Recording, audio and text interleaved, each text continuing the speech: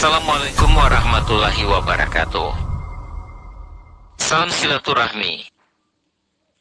Asal-usul pendiri Padepokan Silsilah Silat Kita Silaturahmi. Titisan darah pejuang.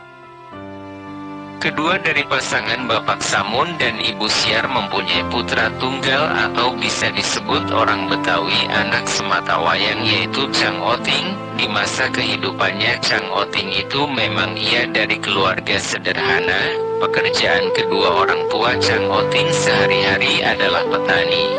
Namun ada seorang nenek yang kebetulan rumahnya tidak jauh dari rumah kedua orang tua Cang Oting, dan nenek itu tidak mempunyai anak keturunan. Namun ia sangat sayang sekali sama Cang Oting. Nenek itu membantu mengurus Cang Oting. Di waktu Cang Oting berumur 5 tahun, nenek itu merawat dan membesarkan Cang Oting sampai ketika nenek itu menutup mata. Nama yang merawat dan membesarkan Cang Oting adalah Uwa Manil. Menginjak usia 6 tahun, Cang Oting mulai masuk sekolah di SDN Budi Utomo yang terletak tidak jauh dari rumahnya. Setelah lulus, ia melanjutkan pendidikan sekolahnya ke SMP Negeri 1 Tambelang, lalu melanjutkan lagi ke tingkat STM Budi Perkasa yang terletak di Tambun. Setelah lulus sekolah, Cang Oting lalu menikah dan meminang Midah Damayanti, anak kedua dari keturunan Bapak almarhum Rw Manji dan Ibu Saruyah. Cang Oting dikarunia 3 seorang anak yang diberi nama: 1. Adelia Putri, 2. Yusuf Maulana, 3. Askia Yulianti Putri.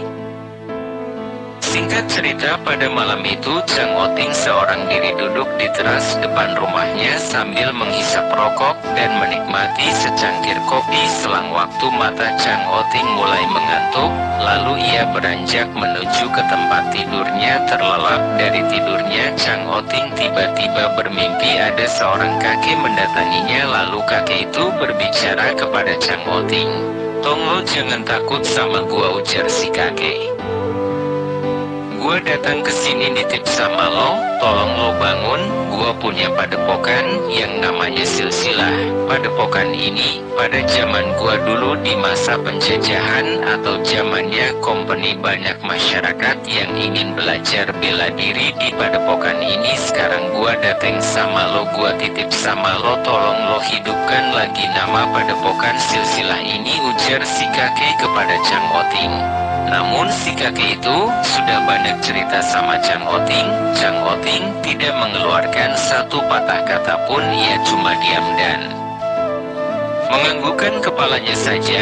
Cang Oting sangat bingung sekali karena si kakek yang menitipkan padepokan itu tidak ia kenal sama sekali. Keesokan harinya Cang Oting masih bingung dengan mimpi-mimpinya semalam. Singkat cerita, tidak lama kemudian ada sahabat dari Cang Oting datang ke rumah yang kebetulan beliau ahlinya dalam perjalanan bela diri. Beliau bernama Guru Macan Gali Ireng. Lalu disitulah Cang Oting bercerita dengannya. "Guru, ente kan ahlinya silat dan bela diri, tolong ajarin anak ane ya," ujar Cang Oting. "Siap, Cang, memang sudah lama saya juga gak gerak-gerakin badan sambil saya melatih anak." Cang Oting sambil gerakin badan, ujar Guru Macan.